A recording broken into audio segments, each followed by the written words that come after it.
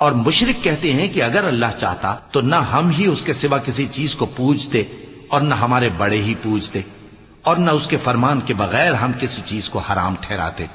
اے پیغمبر، اسی طرح ان سے اگلے لوگوں نے کیا تھا، تو پیغمبروں کے ذمے اللہ کے احکام کو کھول کر سنا دینے کے سوا اور کچھ نہیں۔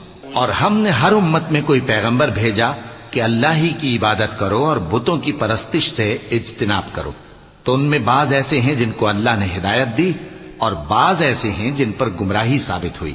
سو زمین میں چل پھر کر دیکھ لو کہ جھٹلانے والوں کا انجام کیسا ہوا۔ اگر تم ان کفار کی ہدایت کے لیے بہت زیادہ خواہش رکھو، جس کو اللہ گمراہ رہنے دے اس کو وہ ہدایت نہیں دیا کرتا، اور ایسے لوگوں کا کوئی مددگار بھی نہیں ہوتا۔